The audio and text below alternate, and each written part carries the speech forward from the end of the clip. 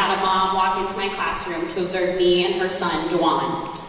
The very next day, she pulled Dewan out of my classroom and out of my school. And I realized very quickly that I was kind of in over my head. And I thought to myself, not only do I not know how to handle the kids I'm given, but there's no way that I'm going to be making growth this year.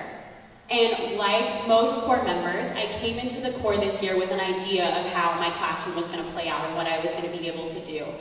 And then I entered room 209. I was placed in a self-contained classroom with varying levels of disabilities, and after the first 3 weeks of school of consecutive fights and having my administration have to run to my rescue, I quickly realized that not only did I have no clue what I was doing, but I had no clue how to fix it. Despite the litany of challenges that I've experienced, and that we've all experienced since the beginning of this school year, and in spite of not always having the answer to my questions, I remember my convictions. I remember what Amina Matthews said to me way back at induction: always remember your whys. I remember that I lost my two best friends to the same culture and schools that we teach in every day. I remember that my students are here to move humanity forward, and that they too have the potential to move the collective consciousness. In those moments, I become refueled and empowered to stand for what I believe to be a fundamental right that is indeed an excellent education.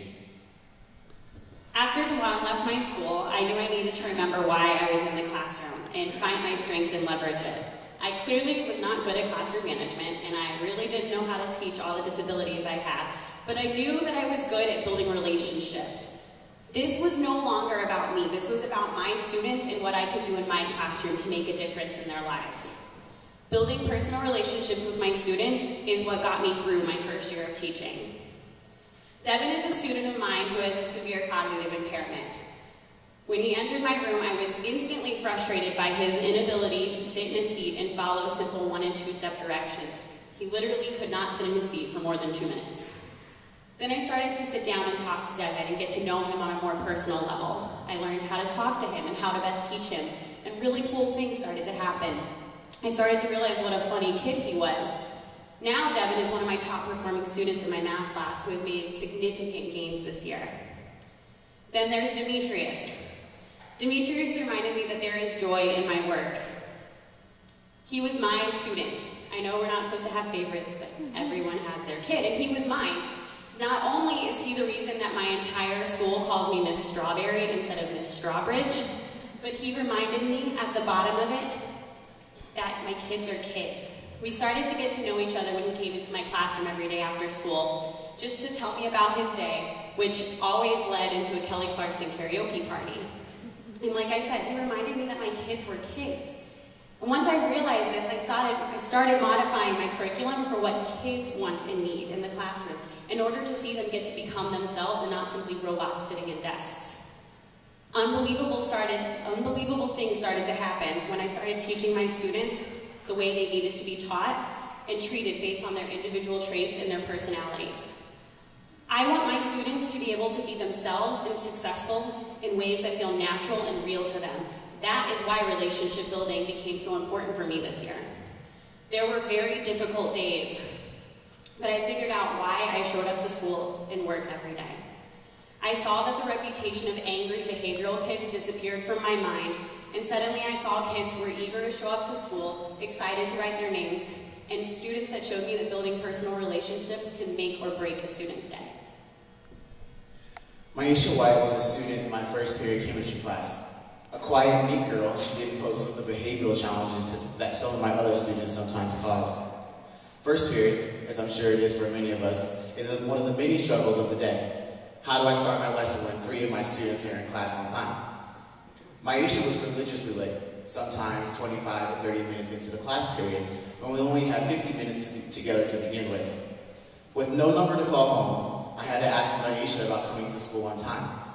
She told me she just couldn't get up in the morning. Later in the semester, I found out that Maisha was failing my class and several of her other classes. It wasn't until the end of the first semester that I discovered that Maisha and her mother had been homeless for the past 5 months and living in a homeless shelter west of the Dan Ryan, nearly 2.5 miles away from school. Watching Maisha cry uncontrollably because of her failures in school and from the embarrassment she felt about her current home situation is a vividly piercing image that I will never forget. Situations like these cannot continue to happen, and I firmly believe education is our students' path towards freedom. So, in these moments when I'm frustrated with my administration, or when I'm tired of fighting the number of nuanced issues that hold my students back from having access to an education, I stay focused on the fact that even my high school students are just children who need all of the loving in the world. I challenge you to find your strengths, cycle them throughout the rest of the year, and remember your whys, because at the end of the day, your students deserve you. They deserve us. My students did not make 2 years of growth this year. In fact, some of my students made 0 progress, and that's a really hard reality to swallow. However, there were successes in my classroom this year. Devin can now sit in his seat for more than 2 minutes, and Demetrius could come to me and found a place where he could be completely 100% himself.